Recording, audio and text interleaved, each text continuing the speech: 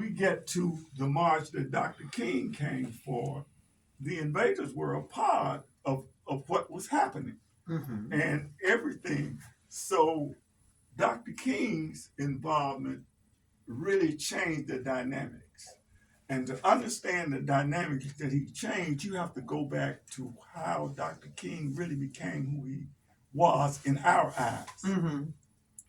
In 1963, when they had the March on Washington, Dr. King was just getting started. The only thing he had really done was the Montgomery bus boycott and the protests and demonstrations in Birmingham, where he went to jail, and he wrote that letter to the Catholic bishops and and other church members about them standing on the sideline and not getting involved. Well, that letter impressed the Kennedys. In the meantime, A. Philip Randolph, who was the head of the Pullman Porters Union, and wanted to do a demonstration in Washington, D.C. And he had started in 1948 but couldn't get any traction. Byron Ruskin, who was one of the first openly gay men that was a part of the civil rights movement, that wouldn't quit when the white people started charging him with being gay. Byron Ruskin was the one that came up with the strategy for the March on Washington. Wow.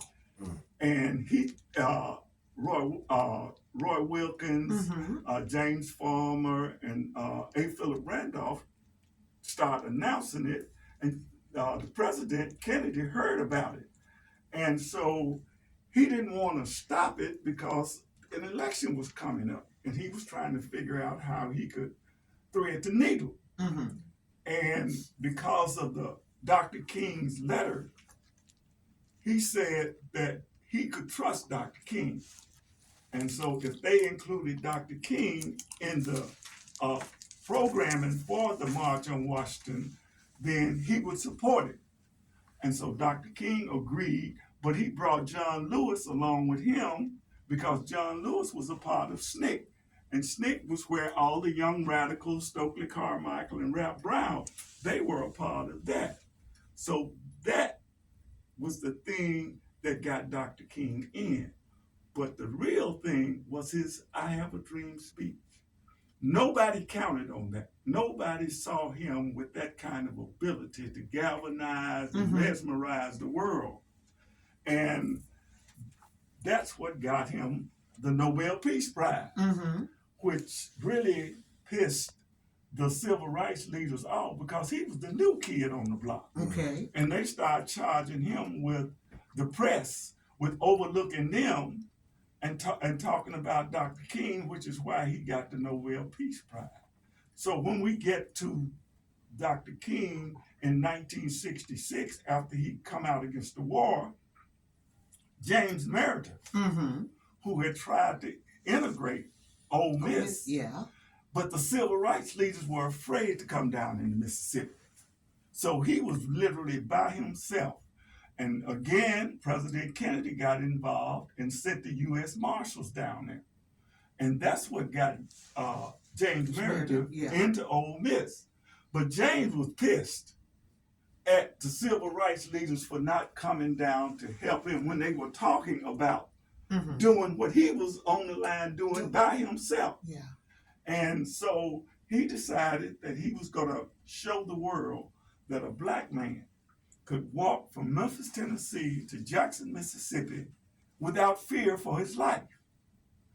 And he didn't want any help from the civil rights leaders. He didn't want them to come to Mississippi or say anything about what he was doing. But on the way to Jackson, 2 miles outside of Memphis, a white man jumps up out the bushes and shotguns him. It didn't kill him, but he couldn't finish the march. So Dr. King got involved and said that he wanted civil rights leaders to finish the march. And he invited all of them to come down and help. But none of them came. It was only Dr. King until the young radicals show up again. Stokely Carmichael and Willie Ricks and all these guys. So from Memphis to Jackson, Mississippi, he had young radicals in his ear talking to him about what they thought and what they believed. And he was telling them about why he was the man he was in terms of his insistence on nonviolence.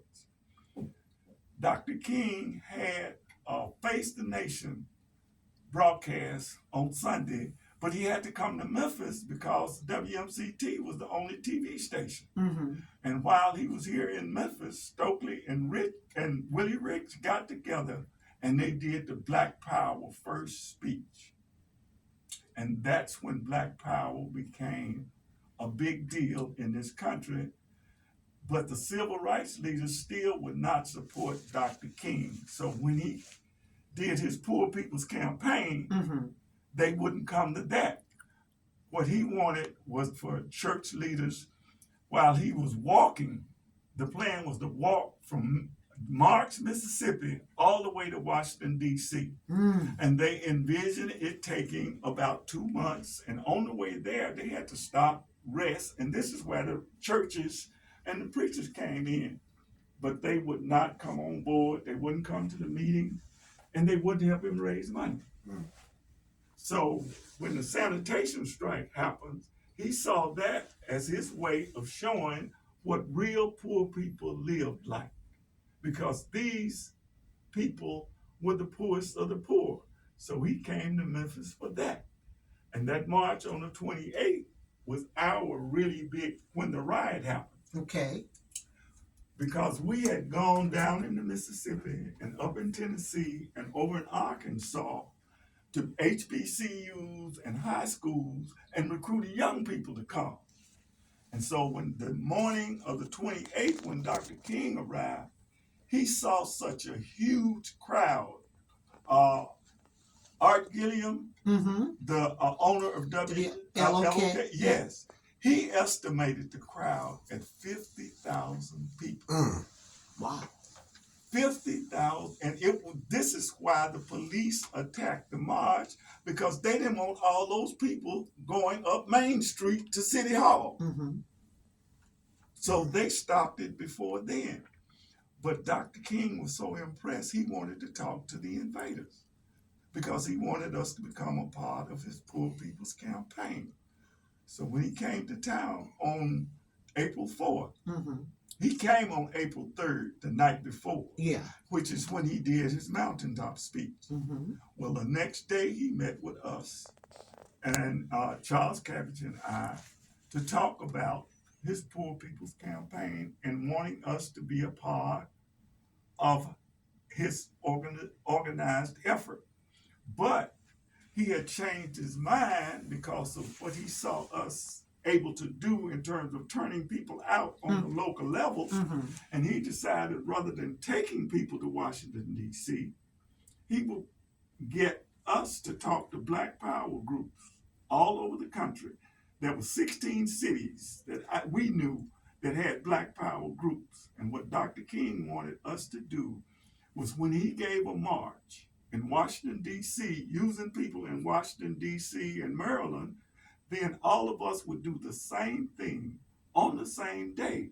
We would have demonstrations in our cities, which would demonstrate far more power of poor people able to move, And so that was the plan. And we talked about that 20 minutes before he was assassinated. Wow. Whoa. That's deep. Wow. And I'm so glad you shared that, because a lot of people don't hear that story. They just hear when Dr. King, the